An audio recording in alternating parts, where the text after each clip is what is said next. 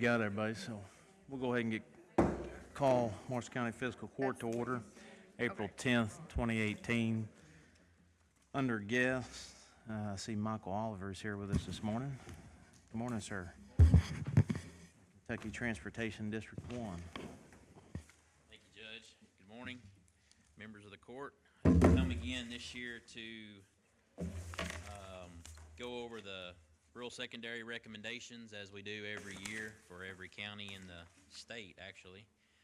And so I have a copy, and I don't know, it hasn't changed, so it should be the same one in your packet, but if anybody needs a copy, I've got 10 or so more copies here. But the Marshall County tentative allocation for 2018-2019 is $1,289,699, and we had leftover last year in our account $320,715, and as you know, rural secondary funds can't be spent in any other county. They have to stay in Marshall County, so we're going to add that back to that total.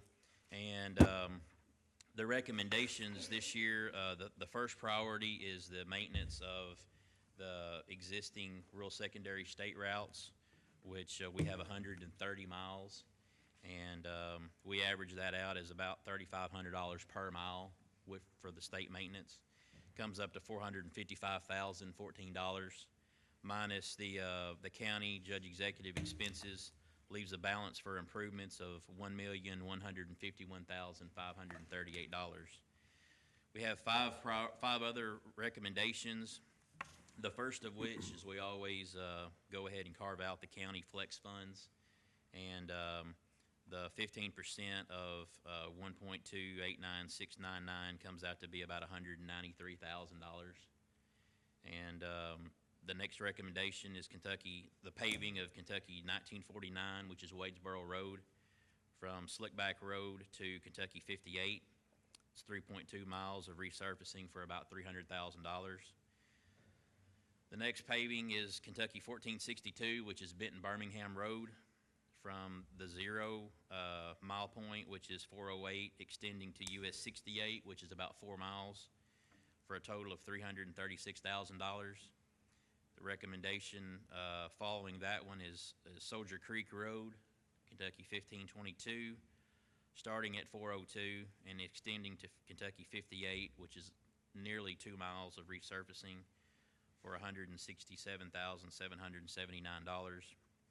And then we have a line item there for asphalt patching, buying aggregate, and pipe replacements that come up through the year, especially this year with all of the ice that we've had, a lot of potholes and stuff. We've got a lot of areas that need patching, not necessarily the full road, but just certain sections. So we've added $154,000 for that line item. Comes out to be 9.2 miles of resurfacing, plus whatever patching and stuff we decide to do with line item number 7. On the back, I have a map indicating where all the roads are located. And then also you'll notice that there are also several other locations. Along with the rural secondary pot of money, we also have another pot of money that we can pave higher ADT roads, and those are based on road conditions, ADT, and other criteria. The first one that'll be paved is US 62, and it'll start at the McCracken County line and go all the way to Kentucky 95, which is 8 miles of resurfacing at a cost of about $1.2 million. That'll be paved. Kentucky 1042, which is Sharp School Road, starting at US 68 and extending to US 62. It's about 3 miles, and that's going to be about $220,000. Then over in the fair dealing area, US 68, starting at the 408Y and extending to Kentucky 1364, which is the Olive Creek Road. It's about another 1.5 miles at a cost of about $160,000. And then, as you can see, all the other rural secondary roads with the dollar amounts on the previous page. As far as other construction that we've got coming up, I did not put this on the map because it's not necessarily a paving project, but the 5th Street widening at Kentucky 348 It will be starting probably here within the next 3 to 4 weeks. They'll be putting signs up there. We're looking at a completion date of fall 2019, depending on utilities. The utilities aren't complete yet, and so that's going to be a big driving point as far as when we can get that project, started and completed. But the price tag on that is a 4.4 million, and that's just construction alone. That's not including the investment for utilities or right of way. So, as far as other construction, we've got the I-24, I-69 interchange. We're looking at all lanes and ramps and everything being open on that towards the end of May, and then with a completion date of the end of August of this year on that. So we're moving along on that project as well. As far as other projects, we've got small pipe replacements and ditching and stuff like that, but I don't normally go over those here. But if anybody has any questions or comments about any of this or any other transportation-related questions, I'll be happy to try to answer them. Okay. 24 bridge. Uh-huh. How many times have we replaced those, our finger joint on that bridge? I think this is the third time here, pretty recent. Right, and the problem with that is we tried to do it less intrusive as we could, with impact to traffic. But this time, the contract actually calls for 4 times where the contractor can actually, in an 11-hour period, from I think it's 9 o'clock at night or 7 at night till 6 in the morning, or it's like 11 or 12 hours, where they can actually shut I-24 down and detour traffic, and they can actually do it the way that they want to do it, which they didn't want to really do it half. They think they can do a better and a more complete job if they just do one whole side at a time. So Those finger joints, the way I understand it, we're going to redesign. They're going to be redesigned and all of them replaced. that's my understanding. Because this is a continuing problem. It has been a continuing problem, and I think that's the doing it half at a time was it was fixing it, but not. It was more like a Band-Aid than it was just a full-time fix. And then from my understanding, and I wasn't involved in the design process, but I think by them closing down I-24 and being able to do the whole side at one time, they can actually go in and do a full-fledged fix this time and keep it from slapping and what it's doing now. Oh, yeah, the integrity of the bridge is fine. Yeah, there's no problem. It's more of just the slapping of the armored edge when you go across it, so the bridge is fine. Mm-hmm. Yes, sir. Whenever the widening comes down our way, are they gonna go under the drives at the judicial building and the sheriff's office, or is that gonna have to be cut through there? I Because think, it's already flagged off. right, I think it will be, at some point, it will be cut, I do believe. Okay. I have to get back with you on that, but I'm almost sure it'll have to be cut. How quick a turnaround will that be? Well, obviously, we'll make that a really quick turnaround just because of that, all the businesses down through there, I'd say there'll be a lot of quick there'll be a lot of quick turnarounds on those entrances down through there, but I know you've got that interrupter and everything there, so we'll have to stage that so we can make sure to get that back operational as quick as we can, so. Yeah, we'll make sure to work with the sheriff's department on when we're gonna do all that and make sure it works for everybody, We're not gonna force it on you and say that we're gonna do it this day, but. Michael, what was the cost again back on the second sheet when you had the map, the paving from McCracken County to 95 on Highway 62? What was the figure? US 62, it's gonna be 8 miles of resurfacing, and it'll end up costing about 1.2 million for the entire milling, paving, and everything there. Thank you. Anybody else got any questions? As always, appreciate it, Michael. Thank you. Thank you, sir. If y'all have any questions, feel free to give us a call. Thank you. Is there a Chuck Paisley here? Hey, Chuck. Morning. March 23rd, Kevin, you called me at home, and we talked about this school safety. You informed me that you didn't have nothing to do with this school safety. Is that true? Well, let's be clear. The Okay. fiscal court has no legislative authority for school safety. Okay. On the way I can see you, I can't see you in your office unless I make an appointment. It takes 2 weeks to get in there. So I figured I would do this in front of the fiscal court. It was brought to my attention 2 years ago, there was a grant laid on your desk, and you looked at it, and you stated that you didn't have the funds for that grant in your budget. That's what I was wanting to know about the grant. I don't know what grant you're talking about. What grant are you talking about? Sheriff had brought a grant to your office and laid it on your desk right after you took office. And you told him you did not have the budget for that grant. I don't think that's accurate. Okay, well, that's why I come up here to ask you in front of the fiscal court about this grant. I think you asked to be on the agenda for school safety. That is school safety. That, The grant is about the school safety. are you referring to the grant to hire 2 new deputies?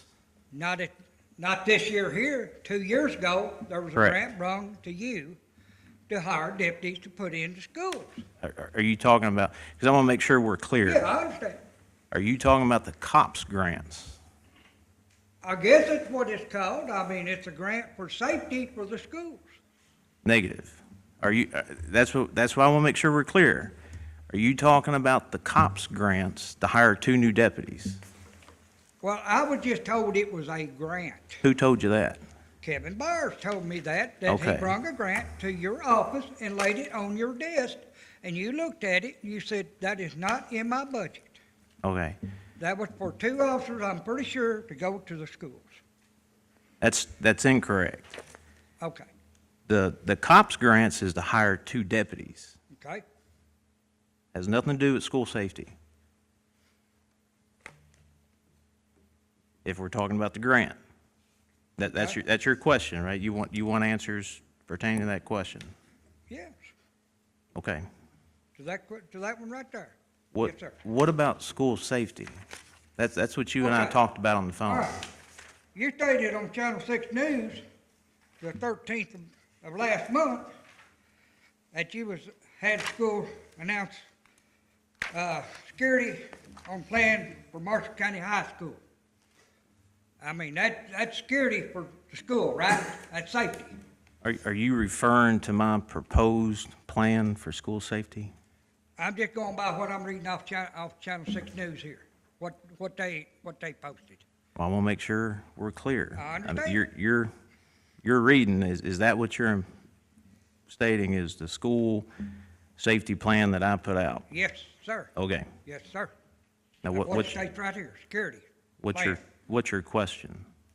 Well, you stated to me on the phone that you didn't have nothing to do with the school safety. The fiscal court, including myself, has no legislative authority for school safety. So you don't have nothing to do, you or this fiscal court don't have nothing to do with the safety of this county. You're not, the fiscal court has no legislative. We have no voting power. We have no, when you and I talked on the phone, you wanted to come to the fiscal court to discuss school safety. Yes, sir. And I explained to you that that's perfectly fine, but we do not have voting power today, or any day regarding school safety. Well, evidently Channel 6 News reported something false then. Well, what would that be? County Judge Executive Kevin Neal has announced his security plans for Marshall County High School. Mhm. Okay, that's security. Are you aware that I'm on the district for the school, the emergency response plan, their operation plan, as a leader in this county? Well, I And I'm also understand. on the committee. Yes, sir, I understand that.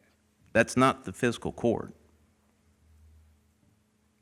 Well, it says, I don't know, what's your objective today? That's what I need I to was find asking you out. about a grant for the school safety. Okay, we determined that that grant is a COPS grant to hire 2 new deputies. It's not about school, Okay. that grant does not hire school resource officers. Let me ask you this question. When Kevin Neal brings you a grant to to your office, don't you sign off on it? No, I don't? cannot sign off on that grant for 2 new deputies unless this fiscal court votes for it. That's what I'm trying to help you understand. Okay, that's the reason I come and ask this fiscal court then, and you, about this grant. Okay. I'm gonna try to explain this so you can understand it. I understand pretty well. Okay. The COPS grant to hire 2 new deputies has to have fiscal court approval. Okay? I cannot sign that grant unless the fiscal court approves it. I understand it. So how are you saying, now you're getting the WPSD, my proposed plan? Are you aware that the school reached out to me in February? Because as a district member, not as a fiscal court member. See, you're getting the 2 mixed up. The powers and duties, pull up KRS 67710. The powers and duties of the judge executive. As a judge executive with the fiscal court, that's where the powers and duties are. This fiscal court that you're wanting to speak to, they have to approve it. I can't sign anything, and your sheriff knows that. Well, I do not have the power or the duties to sign a grant without this fiscal court's approval. But you're sitting there telling me that you and this fiscal court don't have anything to do with school safety. It's what you quoted. The 2 grants that you're referring to Okay, is about hiring 2 new deputies. okay, The fiscal court has to approve that. okay. Did the sheriff tell you June 7th of 2016? He didn't give me exact. There was a motion made to increase, and it died on the table. The fiscal court did not approve it. June 7th, But you just. 2016. You just sat there and told me that the fiscal court and you do not, I'm not talking about your other duties outside this fiscal court. I'm talking about the fiscal court here. You're telling me the fiscal court and you do not have anything to do with school safety. You're mixing words, Chuck. The grant that you're talking about, you said is for school safety. Well, yes, And I just explained to you, it was for hiring 2 deputies. okay, Those deputies had to be approved by this fiscal court. okay.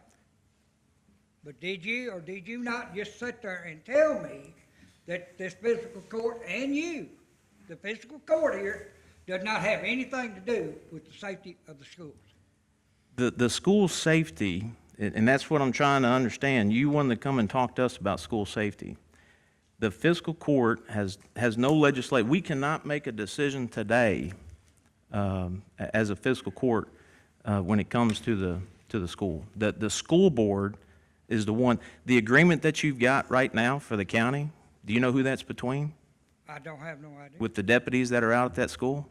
Okay, I can guarantee it's not the fiscal court. It's between the school board and the sheriff. That's who the agreement's with, if you're talking about school resource officers, not this fiscal court. but ordinary to hire any deputies for any safety for the schools, gotta come through this court and you, right? Say that again? I said, if any deputies gets hired, gotta come through this fiscal court and you, right, for safety for the schools. Okay, I'm gonna correct you once again. Okay, Hiring of employees comes through this fiscal court. okay, Decisions to put them out at the school sits right there beside you. I understand. That's as simple as it gets. Now, if you bring up WPSD, okay, the school reached out to me because as a judge executive, as a leader in this county, I am part of the district team. They also asked me to be on the committee, okay? My response to the school safety was just a response. Here's what I would suggest. The school board is the one that would make those decisions. All the decisions that are being made out there is the school board. Okay. The elected officials, because they're all elected officials, but they have jurisdiction over that school. I understand, yeah. So I want to be very clear, because you're getting some misinformed information. And I don't think, all this information, especially if you want to talk about the COPS grants in 2016, okay? The fiscal court actually took a vote or made a motion. Actually, Commissioner Gobe made the motion June 7th of 2016. And it died because the fiscal court didn't, it didn't get a second motion. And that was for increasing the budget that was presented that year. I mean, that's how this works. Okay. I do not have sole power to sign anything, and if you look at the powers and the duties under that KRS, it's with fiscal court's approval, Okay. okay? So your information, I don't know what the attempt is here today, but your information is inaccurate. If you're wanting to talk about school security, you and I talked on the phone. School security is something totally different than hiring employees for the sheriff's department. Okay. That current plan that we have is between the sheriff and the school board. All right. Got one more comment to make. As far as the teachers carrying weapons at the school, this is my perspective. I don't think so. I think it needs to be a trained personnel to carry a weapon at a school. That is my thing. Do you know who makes that decision, Chuck? Well, I The don't school know. board makes Okay. that decision. I just wanted to make this clear that was my prerogative on that. As a parent, my prerogative. Thank you. Yes, sir.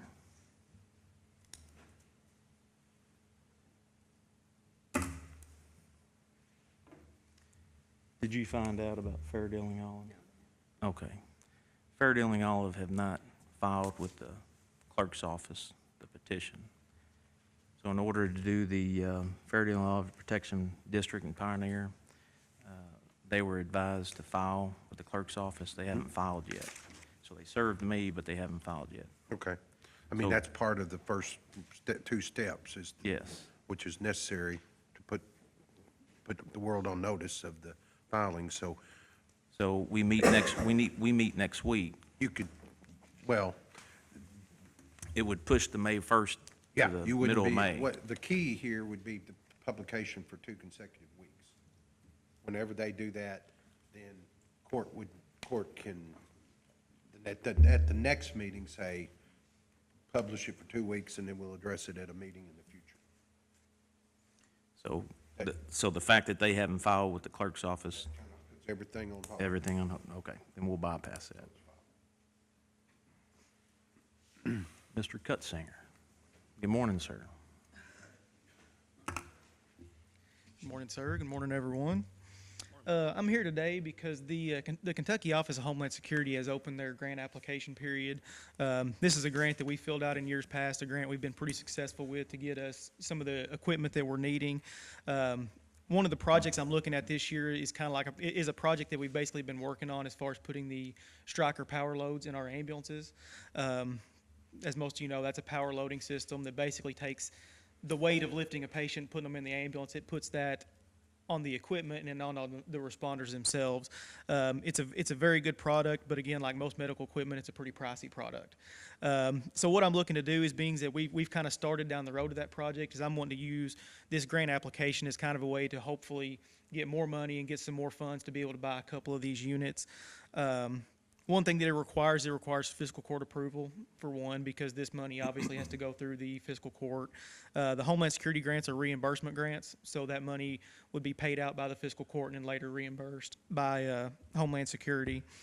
What I'm looking at doing for this application is putting in an application for 2 of these units. I have a quote here for 2 of those units, and it would be $52,960.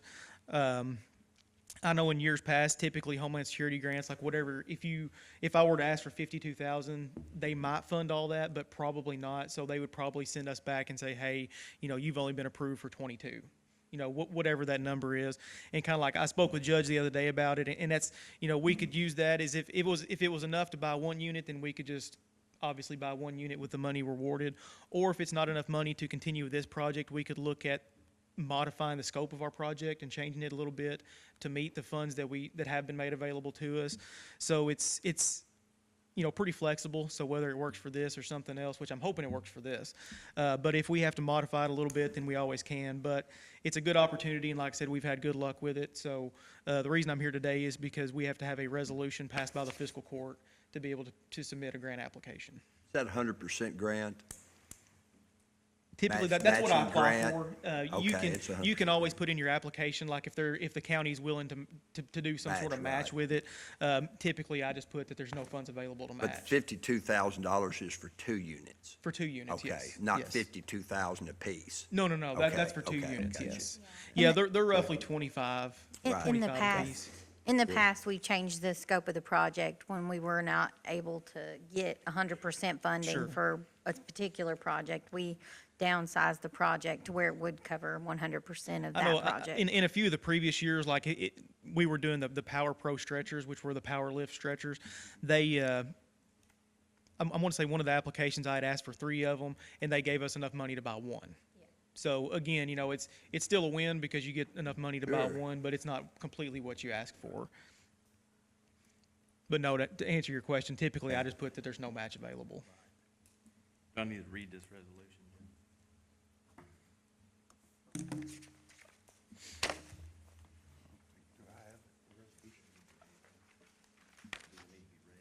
No, it doesn't have to be read. As long as everybody's seen it. Is there a motion Motion to to, is approve the resolution, Judge, to get the power loading stretchers. there a second? Second. All those in favor say aye. Aye. Any opposed? Motion carries. Thank you, guys. Thank you, Appreciate sir. it. Let's see, under correspondence, with the recent storm we had, I wanted to make sure with our code red that people understood, how this actually works. This is, our first year having this. I think it's, important for us to share. We'll put this out on our webpage so that people can see it, but, for an example, if you have an area, let's say severe thunderstorm warning, if you're not in that area, then you're not going to receive notification. So there were people that were outside the affected area that were calling in, basically saying that code red wasn't working because they weren't getting notifications. You're not going to get a notification unless you are actually in that. Typically, you'll see the shaded area where it's affected as far as a severe thunderstorm warning. So we just want to make sure that people understand. Code Red had put out over this recent storm we had 33 emails, 117 texts, and made 137 calls to individuals that have Code Red, and they were actually in the affected area.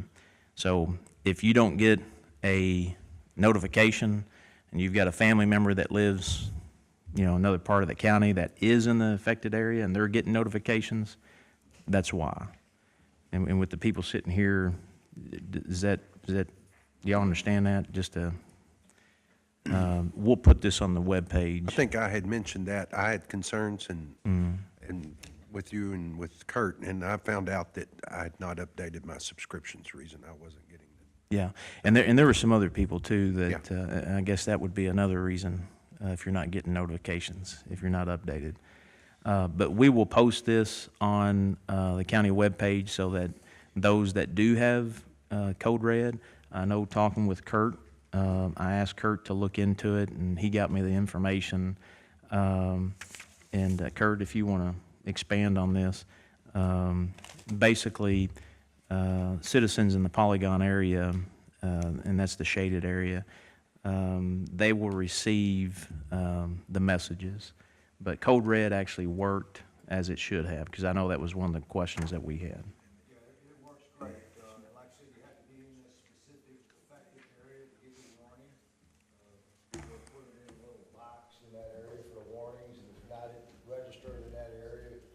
won't get it. It's not like our county sirens that go off all over the county. This is site-specific for these warnings. And we actually used it the other day again. A lot of people got a few, email alerts and texts from Code Red when the phone systems, their 911 center were down. So it's a good thing, it's a free thing, and make sure that you get it signed up for it. Okay. Under old business, approve the minutes for March 20th and March 23rd emergency meeting and April 5th special call meeting. Move that we approve the minutes. Second. All those in favor say aye. Any opposed? Motion carries. We got the bids for the Calvert City Road Howard Branch Bridge. Ad was placed in the Marshall County Tribune Courier Tuesday, March 27th, 2018. Marshall County Fiscal Court is accepting lump sum bids for the replacement of the existing concrete bridge over Howard's Branch in Calvert City, Kentucky. Site location is 1 mile northeast of Highway 62 on Calvert City Road. Scope of work: county will remove the existing structure and dispose of the debris. Structure excavation for the new bridge length shall be required by a contractor, and spoil material shall also be the responsibility of the contractor. Construct a new 24-foot wide by 74-foot long single-span bridge with guardrail per current KYTC standard drawings. Provide adequate concrete abutments and steel pilings with wings designed to efficiently retain the roadway embankments. Beam drawings, abutment sketches, and pile calculations shall be presented and approved by the Marshall County Road Superintendent for review prior to the construction. Erosion control and installation of riprap for ditches and creek banks shall be installed. County will provide all stone for the contractor for the ditch and backfill if the native material is not usable. Construct a minimum of 100-foot asphalt approach for adequate roadway to bridge transition on each side of the bridge. Contractor is responsible for any required permits for the site and utility relocations. Contractor must submit a bid bond equal to 5% of bid. Bridge must be completed before June 30th, 2018, unless the road superintendent grants an extension. All materials and construction methods shall be governed by the current KYTC standard specifications for road and bridge construction. Bidders shall be pre-qualified for bridge constructions with the KYTC. Landowner agreements for any and all work conducted off the county right-of-way is the contractor's responsibility. Bids shall be submitted to the Judge's Executive Office by 4 p.m. April 9th, 2018. Bids will be opened at the April 10th, 2018 Fiscal Court meeting. Questions regarding the bid shall be emailed to Wendy Greer at marshallcountyky.gov. The Marshall County Fiscal Court reserves the right to reject any and all bids. And there was one received on April 9th at 3:32 p.m. from Smith Construction. You're going to want to rewrite those checks. All right, this is for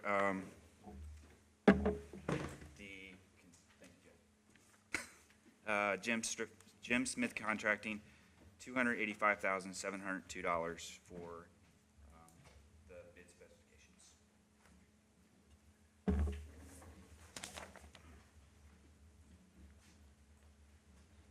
Who was that from, Brad? Jim Smith. Michael, you gonna pick up that tab while you're here? Thought that's what you're hanging Yeah, around there was for. no- All right, I think, Wendy, are you and Mike going to look at Yeah, that? I'm gonna and- get with Michael and we're gonna go over it. And Okay. All right. If you need more time, and we meet next week, but, okay. Under old business, ambulance power loading cot, bid. Right there. Okay.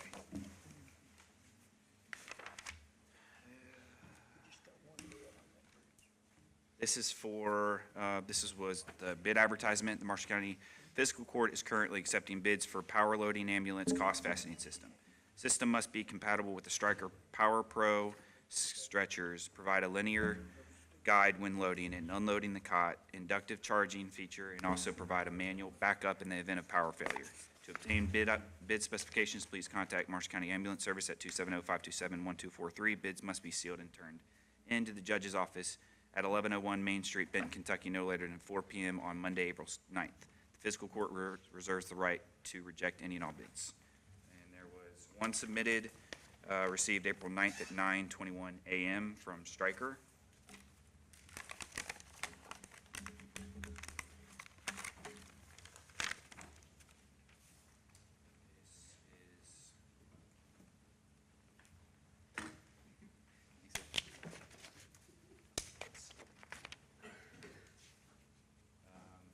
This is for one, total including tax and freight, $25,705. This is from Stryker, How much was that? $25,705.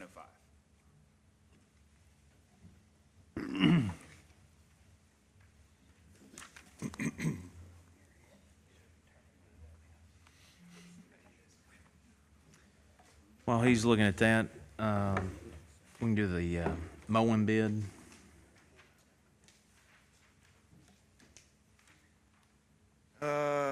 Marshall County Tribune Courier was advertised Tuesday, March 27th, 2018. Marshall County Parks Department, on behalf of the Marshall County Fiscal Court, will receive bids for the contractual services of mowing and weed eating of various county-owned properties.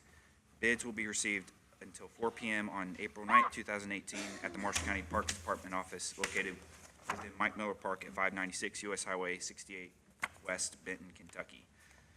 The bid is for a one-year contract and generally consists of the mowing and weed eating of 19 county properties. Copies of the required specifications with a list of properties to be maintained shall be obtained from the Marshall County Parks Department office. Marshall County Fiscal Court reserves the right to reject any and all bids. Successful bidder will be required to submit a references and a list of similar project experience prior to the award of contract. Bids shall be submitted to the form of the bidder's choice in a sealed envelope and property noted on the exterior, due no later than the time and date specified above. And it lists all the properties that it involves. Do we have a copy of that, the properties we mow? Do you have a copy of it? Is it in here? I didn't see it. No, but it's in the paper. Do you want that one? Okay, yeah, I do. I want a copy, but I can go, you said you can get it Yeah, from we've the got road it. department. Okay. What we submitted to each, or if they came and asked, we got a list of all the properties. Okay, yeah, I just like a list of that. I can get it from the Parks Department, I think. Looks like we've received, 4.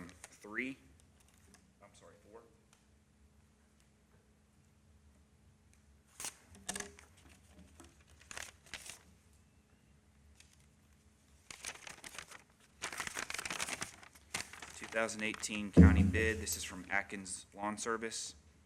I bid $18,000 for the 19 county properties for the 2018 mowing season. It's from Michael Atkins.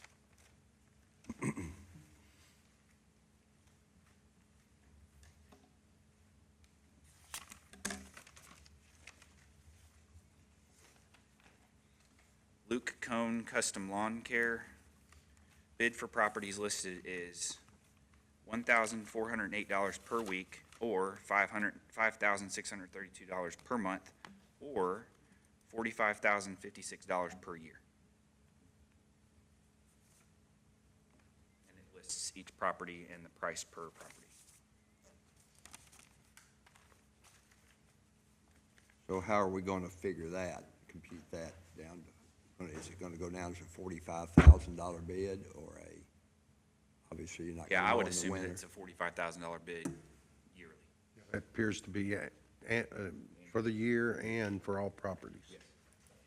Obviously, the other bidders are not going to mow year-round. Well, it's a year contract, Yes, so. yeah, for the, Okay, so, for the okay. mowing season.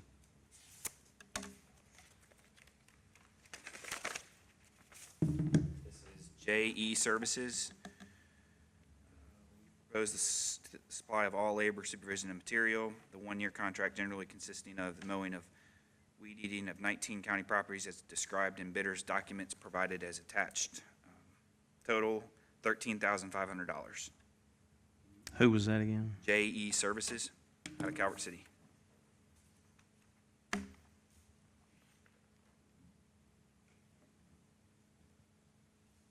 There's some clarifications. Proposal based upon a straight time schedule of work. Proposal based upon information provided at the time of bid. Proposal based upon use of owner's utilities on site.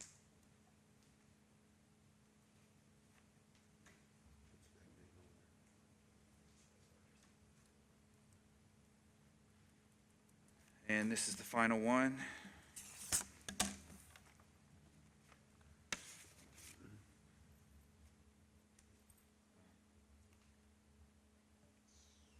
I think it's from Taco John's, but Is that a taco coupon? free beef crispy taco.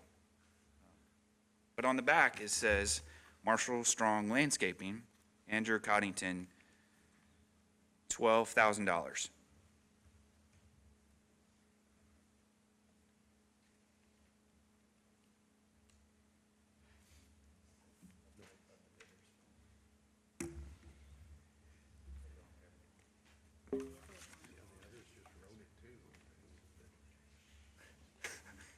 Did Atkins have the contract last year? Yes, sir. He's had it the last 2 years.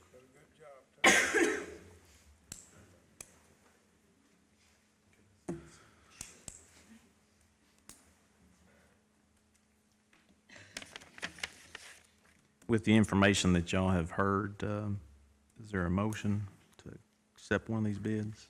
I don't know if there's another step, but from what I heard and perceive, I think we might need to do a little more studying and homework that, before we make that decision based on what we just opened. Yeah, the conditions, I mean, on this, I mean, I don't know about this one, but this one names some, I don't know what Straight's time, what is proposal based on straight time schedule of work. I don't know what that is. And owner's utilities, I assume that's electricity. Or water. But we don't have water or electricity at all these sites. What we could do, we do require them to have liability insurance and an experience of references. So if you all would want, I could reach out to the bidders and get that information, and we meet again next week, so I could get that together for next week for clarification. Be better, yeah. Be preferable for me.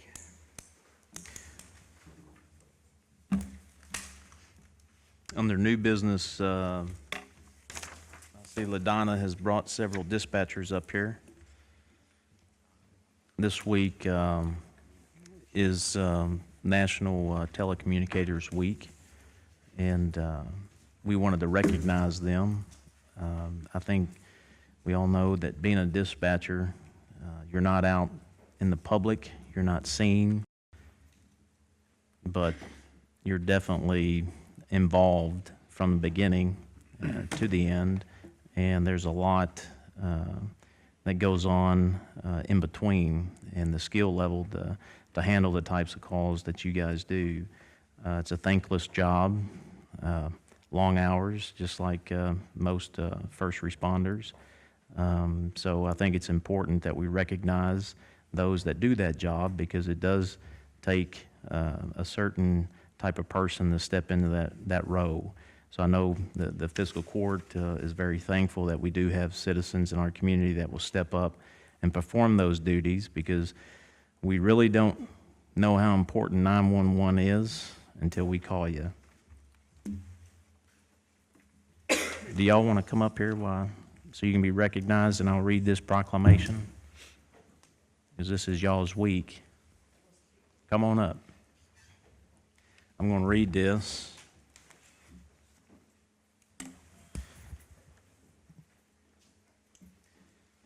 This is your week to be recognized. Proclamation and recognition of National Public Safety Telecommunicators. Whereas emergencies can occur at any time that require police, fire, or emergency medical services. And whereas when an emergency occurs, the prompt response of police officers, firefighters, and emergency medical personnel is critical to the protection of life and preservation of property. And whereas the safety of our first responders is dependent upon the quality and accuracy of information obtained from citizens who call Marshall County E911 Communications Center. And whereas public safety telecommunicators are the first and most critical contact our citizens have with emergency services, acting as the first first responders to emergencies as they occur. And whereas public safety telecommunicators are the single vital link for our police officers, firefighters, and paramedics by monitoring their activities by radio, providing them information, and ensuring their safety.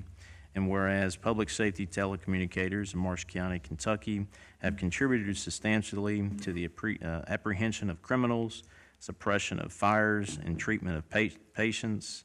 And whereas each dispatcher has exhibited compassion, understanding, and professionalism while performing their job in the past year.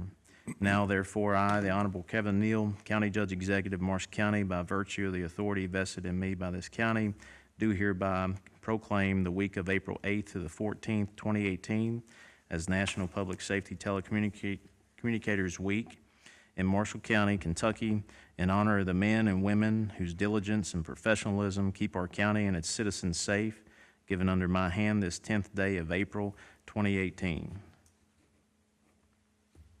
I want to thank y'all personally.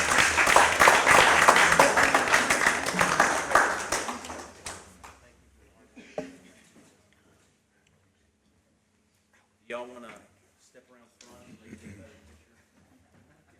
Y'all need to get recognized, so.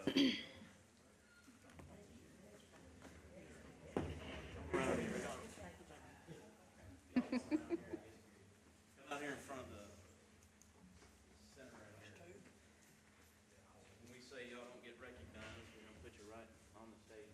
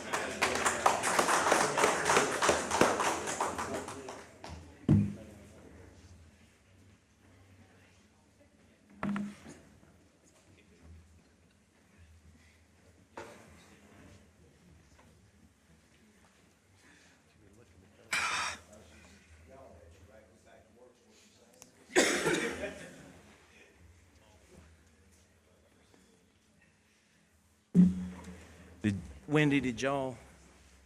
Yeah, I recommend that we go with Smith's bid. Okay. Move that we approve the road superintendent's recommendation. Second. All those in favor say aye. Aye. Any opposed? Motion carries.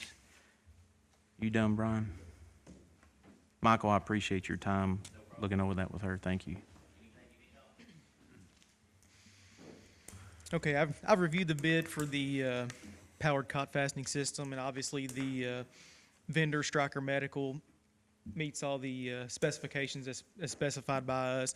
This is kind of like we talked about last time, is obviously with us having the Stryker Power Pro stretchers, there's only one manufacturer that's going to make a piece of equipment that's going to work with those stretchers, and it happens to be Stryker. And this is, I mean, this quote's in line with everything that we've discussed and talked about with them. Who would purchase? We need a motion to proceed.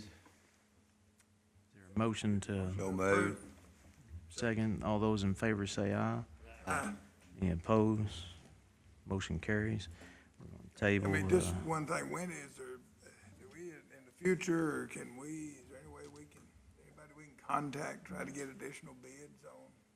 Well, I spoke with three got some more different bridges companies coming that I up in thought that. was going to bid, but they didn't. That's what I was wondering. I was hoping Yeah. we could get more than one bid. Yeah, I'd spoken with three different ones and Okay.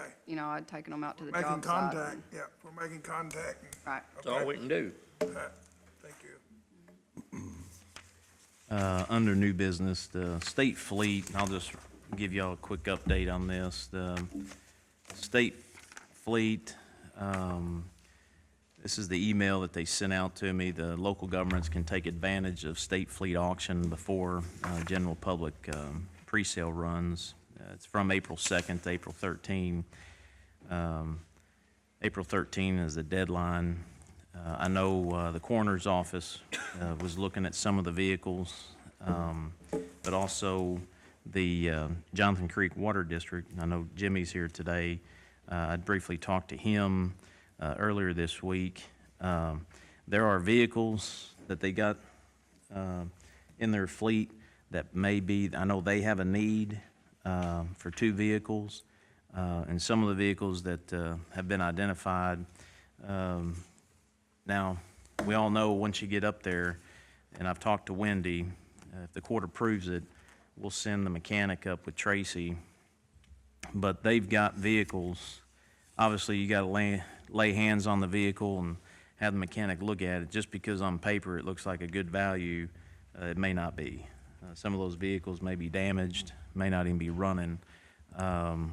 But if there is a vehicle on this list that would suit both the coroner's office and 2 vehicles for Johnson Creek, then I think that's an advantage that we can take.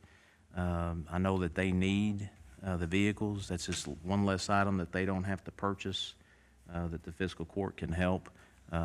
Johnson Creek Water District get 2 vehicles. I think the transmission's going out on one that they check meters with.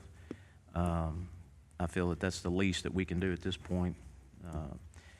So what I would ask for the fiscal court is to approve or allow us to send the mechanic up with Tracy, have a representative from the district go up. The deadline's this Friday, go up Wednesday, look at these vehicles that are on this list that they've identified. If any of them meet the specs that they need, that we go ahead and approve a purchase limit, and then that way the treasurer can write a check, because the process that the state has is that we have to submit a check in hand to the treasurer, state treasurer's office, and then they give a receipt. Then you take the receipt back over to the fleet office and they give you the keys and the title. But that allows us to, if you want to elaborate on that. Yeah, the process is a little different, being is that all of them would be under a bid amount, and they would be with the exception of the Jonathan Creek, because that's outside of our budget outlook.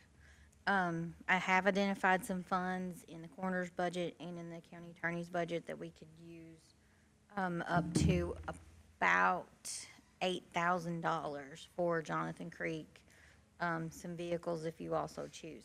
The difference in this process, though, is we could go up there and say, yes, we want them, and bring them back, and if they would invoice us, we could present that invoice to you and then get approval for it.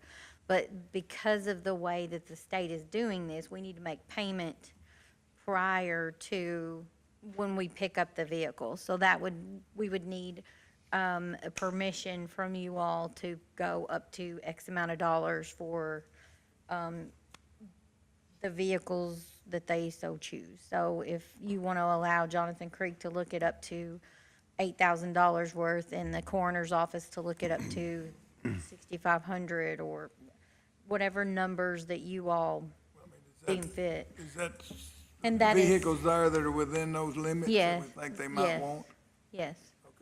Yeah, So they send, technically, in order to buy from the state fleet, you have to violate the state procurement statute in order to do that. I wouldn't have it any other way. Yes. I'll move that we allow, if that's the case, we've got the funds identified, the 8,000 for Johnson Creek to purchase vehicles, and the 6,500 for the coroner's office. Coroner's office could probably go up to 7,500. 7,500, that'd be fine. 7,500. So moved. is there a second? Second. All those in favor say aye. Any opposed? Motion carries. And Jimmy, if you can, tomorrow morning, Tracy's going to head up. If you can have somebody, maybe David or somebody, go with them, then that way they can look at the vehicles and make sure they're what you guys need. Thank you. Did the other water district ask to participate, or have anybody contacted them? Which, the North Marshall? North Marshall Water District. I'm not aware of them needing any vehicles. Did anybody contact them to see if they did? Nor the sanitation districts. I know we've got one that we got from the road department, that we gave them, but I know that their transmission is getting ready to go out on their vehicle. So, I'd just like to update y'all a little bit with the coroner's budget. The reason why that there are these funds for the cooler and for a vehicle and that kind of thing is because when Mitchell Lee retired from coroner, he's no longer on insurance. So, and we don't have to pay that premium for 7 months. So that's what's opened up some of these funds. So I didn't want you all to feel like that the coroner's budget was elevated or higher. And then I feel like that there's just a difference in the way that Coroner Watwood and Coroner Lee were handling their office a little differently. So that's allowed for some of those differences as well. okay. The E911 part-time new hire, you should have the sheet. Keegan Cole, hired as a part-time dispatcher at $12.25 an hour, and that was effective today.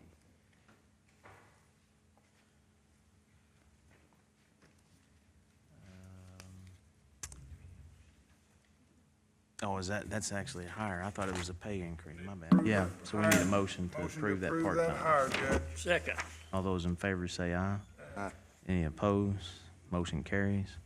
I had Wendy, and Wendy can probably explain a little bit more on this, give us the insurance claim and estimates for Jason Oakley's truck. It was parked out at the road department, and a piece of the antenna fell off, went through his truck, and damaged it.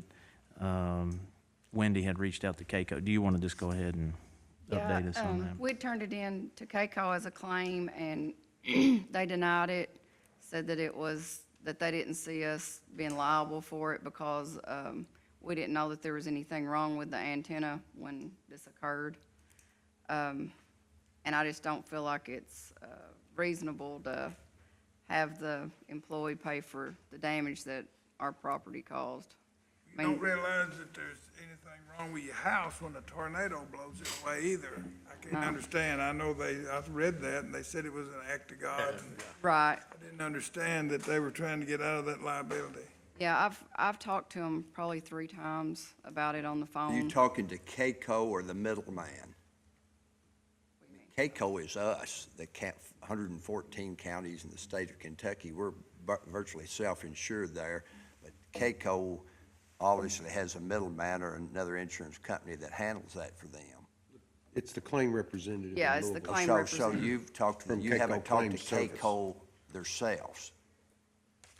Well, I've talked to Julie. She's the person, our contact for our insurance claims. is who That I've works talked for Keiko?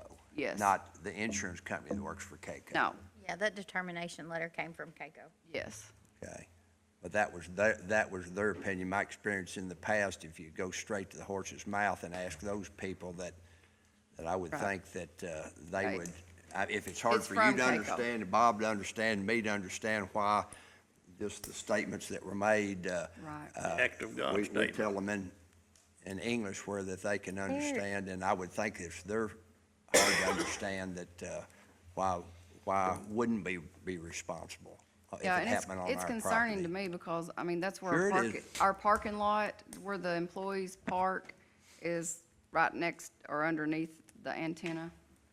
I'm just concerned, if it happens again, because there's several smaller antennas that's attached to that one. Who did you talk to there? What if a piece of metal blows off of a building? and hits a- In your packet, Doc. Yeah, Julie Campbell. That's the tower we're talking about moving, right? I hope it gets moved, I don't know. Yes. Still, I don't understand how the policy's written there. It doesn't cover that, but I guess we need to look into that a little. I know that there's been one prior instance where a employee's personal vehicle was damaged while in use for county business. and the CAECO paid in above of what the employee's personal insurance deductible was, but they made that employee be liable for that deductible. And then the fiscal court also felt like that was an unfair obligation that they should have to fulfill, so the fiscal court paid that deductible on their behalf.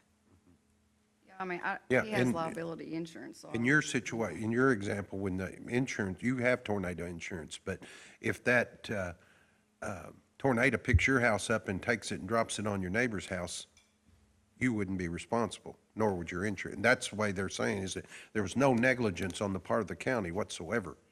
If there had been, then they would have paid. But they're saying an act of God, it grabbed it took the antenna and damaged somebody else's property. How much damage was done to that? You, 1,600 and, I don't have it in front of me, but it's in that package. Well, you've got, let's see, 1624.52. I'm not sure, I mean, I don't know if everybody would agree. I mean, I would move that we maybe have our county attorney press CAECO just a little bit farther, but then at the end of the day, that the county would take care of this repair if that's the end result. I'll be happy to. I second that fodder motion or whatever it was. all right.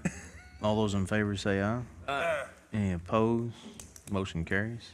Emily, I had heard Mark Miller, the insurance guy I've heard of him for the last 3 years. Yeah, At the give that continued instant. education, Yeah. he says if you, Rick Cock, are traveling on county business, it doesn't matter if you're in your personal car going to look at a ditch and you have an accident, you don't turn it in on your insurance, CAECO will be responsible, or if traveling to convention. And they were responsible in and above that employee's personal deductible. Okay, That may not be a high point that they want to elaborate on. okay. I'm not sure. Well, he But I do apparently know wants that to there was elaborate on it because he history gives that it to we everyone have at his done that seminars and before. conferences. So he was the one elaborating. See if you can find that out before next, I will. meeting. Next, on the new business, Morris County Sheriff's audit for year ended, December 31st, 16.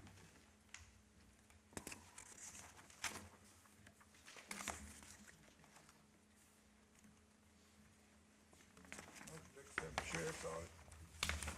Second. Second. All those in favor say aye.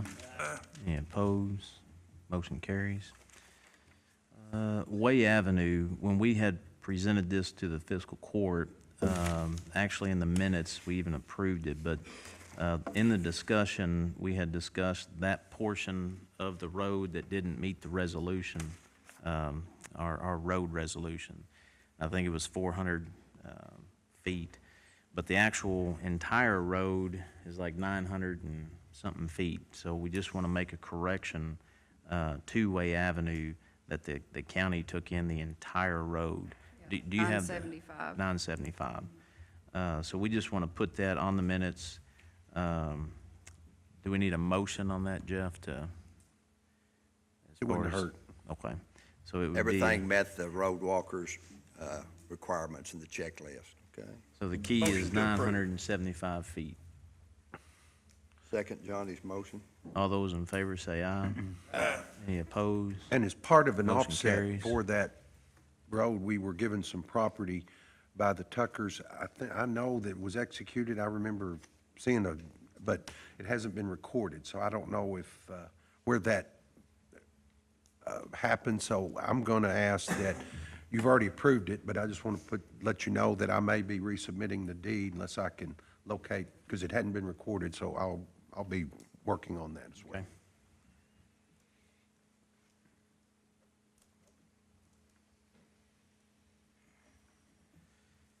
Under new business, ordinance 0804, responsible bidder, I was contacted by Perry Blades about this ordinance. The fiscal court actually voted and took action back in 2008. They put it out and advertised it. It passed. It's an actual ordinance. However, when I had Des go and find it, we couldn't find an actual signed copy of the ordinance. So to make sure that we have officially do our due diligence, I'm asking the court to take action today to where we can sign an ordinance that was passed by the Fiscal Court in 2008 with my signature, and I know talking with Jeff, if you want to explain Yeah. how that's going to look. And what, in looking at this, the evidence I received was that there was a unsigned ordinance. There were minutes, as you've been given, for the two times that that ordinance was read and eventually approved by the fiscal court, as well as the newspaper article, or where it was published in the paper. And all indications are that it was, that the fiscal court took all steps to do that. I've even spoken with attorneys at the Labor Cabinet as well as CAECO, and they agree that the way it's been presented to you as showing as signed by Judge Miller and reflecting the two readings, that you can place that of record as a formal ordinance with the evidence that I've supplied you. I'm strongly in favor of continuing, and just from what you just said, it's just a little house cleaning if it had two readings at separate times and went through all the channels. Just the signature's not on there. Judge Miller's signature didn't get on there, but legally it's official after the second meeting. I so move that we continue and give Judge permission to sign this very important ordinance. Yeah, we've been told many times the fiscal court speaks through its minutes. There's two Right. formally set minutes that say that. Right. So the resolution itself is just the language, so I think that there's more than adequate reason to do that. There's a motion, a second. All those in favor say aye. Aye. Any opposed? Motion carries. I know Perry's here today. One of the questions that was asked, this ordinance governs the fiscal court as far as the responsible bidder. Can an ordinance be created to where the responsible bidder it governs the entire county? Well, this ordinance actually covers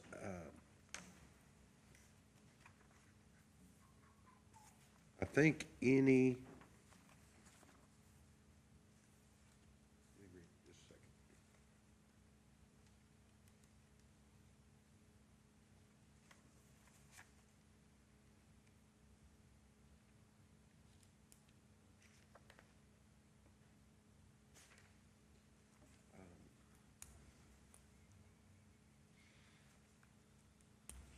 Well, it could not reach out and control private contracts. But as far as anything that's entered into by the state or by the county, it would be applicable. Yeah, this one covers, when you say county, are you referring to the fiscal court? Yes. Okay.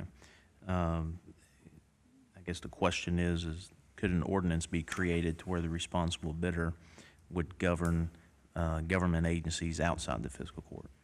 You know, and when I first read this, that's what I was looking for. I thought that it did. I think there was, There is some language somewhere that I Yeah. saw. I think there's some Can you language. kind of research that and give us the I legal will, opinion? I will. before Let me next check that meeting? out for sure. I know Perry's talked to some of his attorneys, and there is some language in this particular document that it's, the opinion is that it's restricted to the fiscal court. Oh, wait a minute. Any and all construction projects that are required to be bid by applicable law. That's what I'm getting at. I think I'll check to make sure, but I believe that extends to any To the bid entire county? contracts under, that are governed. If you can do that, And we meet next week? Yeah, I'll get you. Next Tuesday. I'll get you something in writing. Okay. Hopefully we'll have an answer by next week. Under new business, fluid secure quote.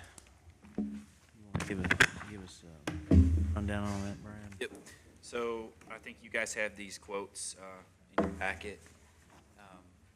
This is Track Engineering is who we worked with last year. We had a demo of 2 of them, and we kind of let it lay dormant. We didn't really do anything with it. So we started talking about fuel management again, and I reached out to them, and they've got a new product. It's called Fluid Secure, and just for the system itself, without any add-ons, it's $12,593.50. You could take away $1,313 of that if we didn't want to do proximity readers, which is just a little, like a key fob you would put on the key itself and scan at the pump. What we would recommend is we would go with, it's basically an iPad at the pump, and you go up and you enter your personal ID and then the ID of the vehicle that you're filling up, and it'll capture all the data. So just for that system alone, and that's at every pump we have, every tank we have in the county. So the ones at the park, the road department, and in the sheriff's office, they all are included in that. So it's just under $13,000. So that's one part of it. We also got a quote for a secure tank level detector. Right now, we have no way to know, unless we go out and stick the tanks, how much fuel is left in it and what's being reported back to us, what they filled. So this is a tank level detector. The cost of that is $9,390, but that's not contingent on the previous quote. So that's something that we can add on now or later. And then the final quote is for the automated vehicle RFIDs. This includes, I think it's 75 vehicles. What it does is it puts a reader on the nozzle itself and on the fuel tank. So when you make connection with the pump, it automatically gets the mileage and all of those things into the cloud system, so it's very easily reported instead of having to manually enter it. So that's just an automated thing. Again, that's not contingent on the $13,000 for the system. That's something we can add on later as well. I mean, are we losing enough fuel through this to justify this kind of cost, I guess? We don't have anything to tell us we are, or we're not. We're not. It's Yeah. interesting talking to some of these vendors because they say when people do implement these systems, they start seeing where there were some discrepancies in fuel consumption. So I think the biggest advantage is that when it comes time for budgeting, we can budget exact, or try to budget exact fuel cost. And I know it's, right now, in some of the situations, like at the sheriff's department, it's up to, because I don't think they stick the tanks, so it's up to the. We've got a meter on it that tells us how much is in it. Yeah. like a tank detector.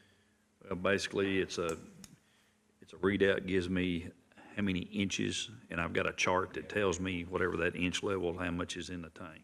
Okay. Nothing at the road department. It's just basically- Yeah, the other two, there's nobody sticks. Is there any problem, Wendy, that you've detected that, I know there's no way knowing 100%, but suspect that something's going on that shouldn't go on? No, it's just, a lot of times the guys don't write down the fuel. I mean, it's never gonna come out accurate because they may forget to write their fuel down, or they, there's a lot of,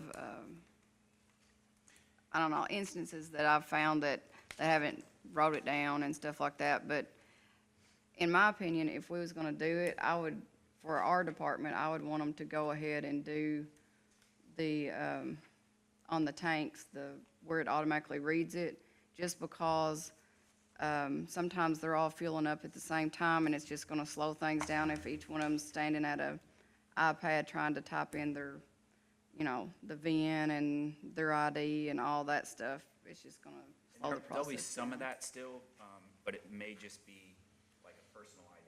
So when you pull up, you'll enter a 4-digit code that tells you who you are filling up this Right. vehicle, and then once you make the connection, then it'll automatically read it. Right. But that would, this 12,593 would include that? No.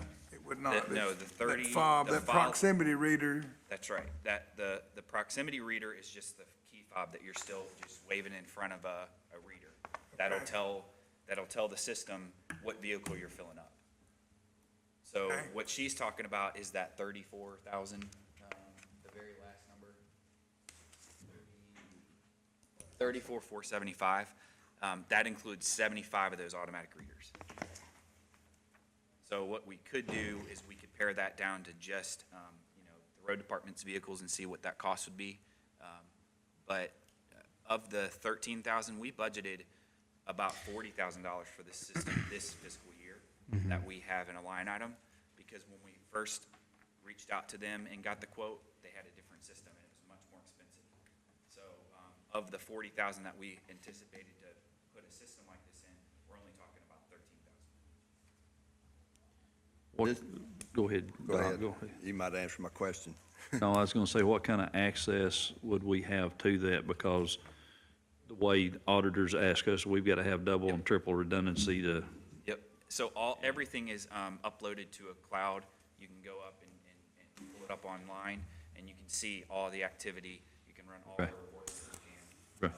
So it's very robust on as far as reporting goes. I do think it would have to change the way we bill fuel. That all of our fuel would probably need to be paid for out of one line item because we could fill up the Jeep. If we've got an ID for it, we could go fill up the Jeep at your tank, but you shouldn't be paying the bill for all that fuel in that tank if other vehicles are utilizing it.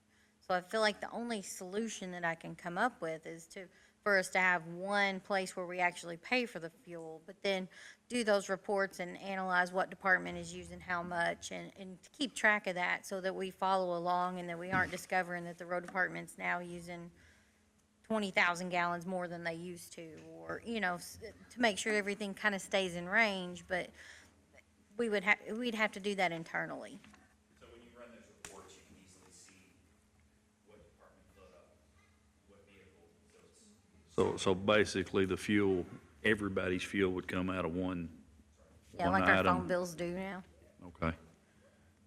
so this 12,593, I mean, is that what you think then will get us started? That'll get us started. All the other things, like I said, are optional add-ons that we can do later if we see. We've got money in the budget to do that. Can we, is there any harm or anything wrong with waiting since we meet next Tuesday to give us time? This is the first time I've had a chance to look over this, and certainly I asked Wendy, and I haven't asked Kevin, but the Parks Department of the people that'll be using this and their assessment of whether by the time you add the 12,000 and the 34,000, you got roughly 50,000. Are we gonna, is it gonna be bang for the buck, the taxpayers' money? Are we losing $50,000 worth of fuel over a period of time? Or? I think we're anticipating 34,000. I think initially, we're just looking at just the okay. 13, and then if we wanted to get just a quote on the department, just the road department, we're not talking 34,000 anymore. We're talking however many vehicles you would put that automatic reader on.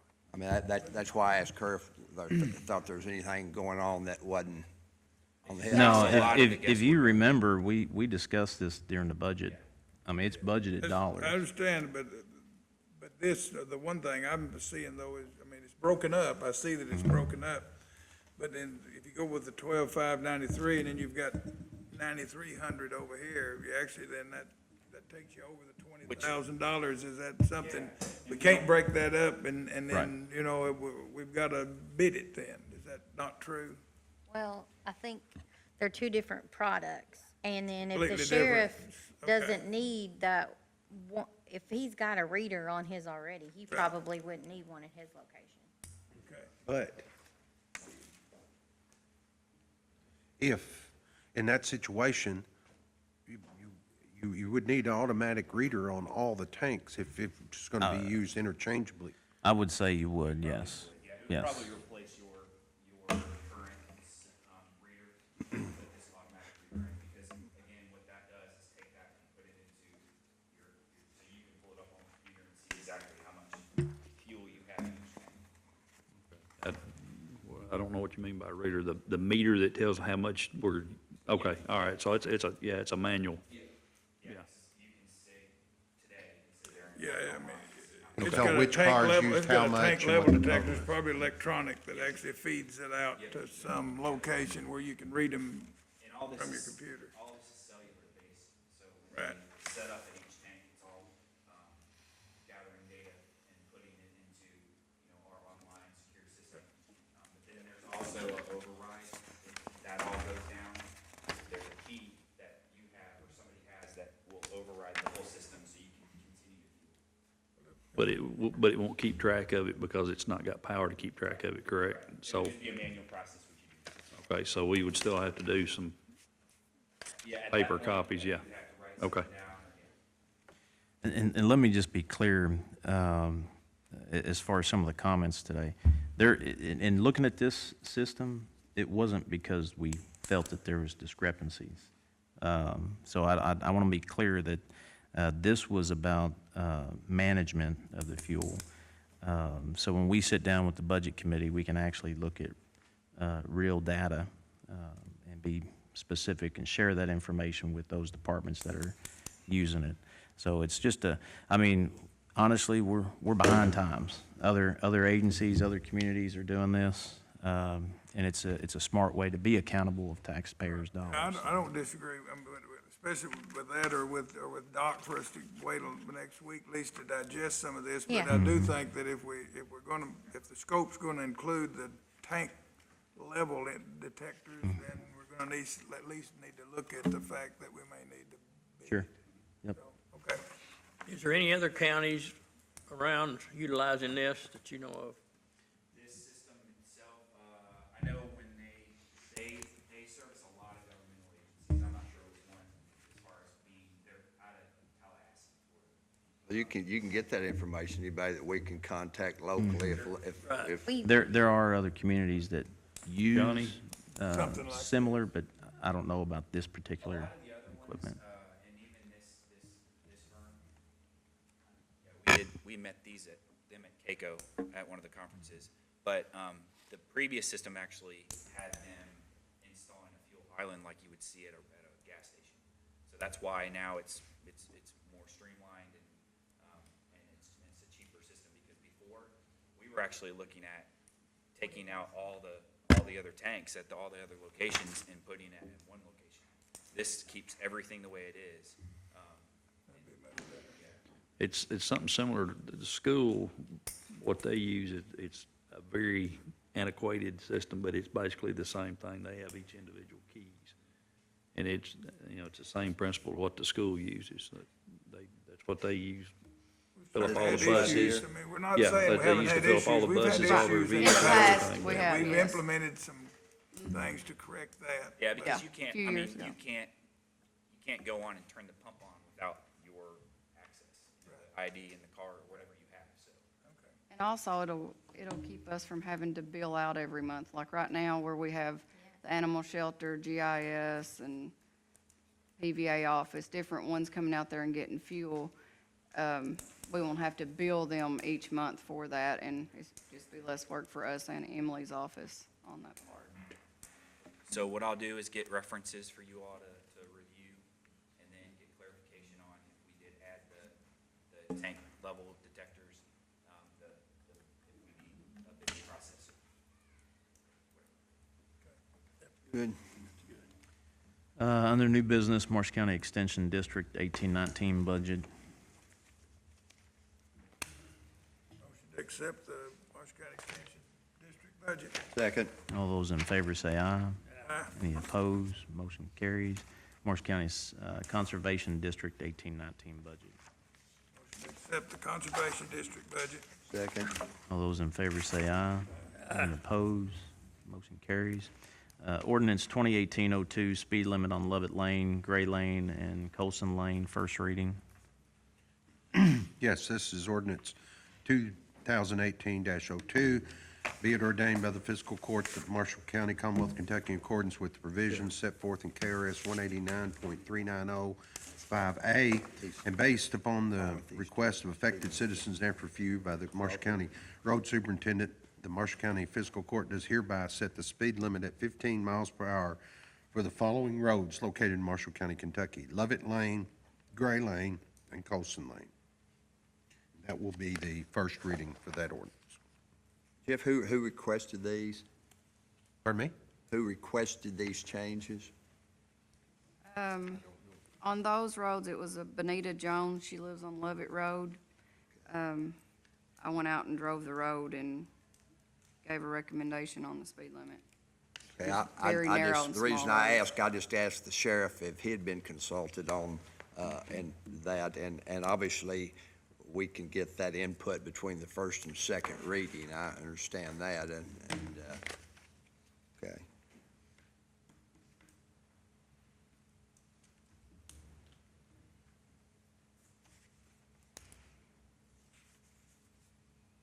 Is there a motion for the first reading? Don't need a motion? No, the minutes should just reflect that we completed the first reading. Okay. Ordinance 2018-03, speed limit on El Dorado Lane and Woodridge Drive, first reading. Be it ordained by the Fiscal Court of Marshall County, Commonwealth of Kentucky, in accordance with the provisions set forth in KRS 189.3905A, and based upon the requests of affected citizens and after review by the Marshall County Road Superintendent, the Marshall County Fiscal Court does hereby set the speed limit at 25 miles per hour for the following roads located in Marshall County, Kentucky: El Dorado Lane, Woodridge Lane. That would complete that first reading. What was the original speed limit? They were, none of them were posted. So it's 55 then? yeah, if it's not posted. Oh, I certainly understand the need for that, but Sheriff, could you, before we have the second reading, I assume next meeting, next Tuesday? Yes. Could you give your recommendation on the speed limits here? That makes all the difference in the world. If it's not posted, isn't it by law 55 then? If it's not posted, I certainly understand those citizens' concerns then. Moving on with new business intra-fund transfer. I am requesting to move $1 million from occupational tax fund to the general fund and $100,000 from occupational tax fund to the jail fund. These are all previously budgeted dollars.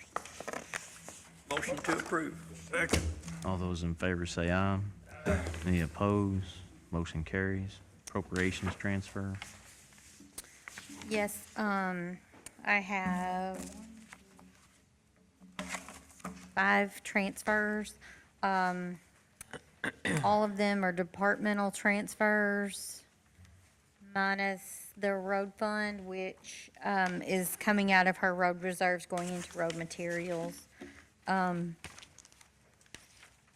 As we progress in this year's budget, Wendy and I are gonna be working closely to make sure that we can cover and do all the things that we would like to do before June 30th.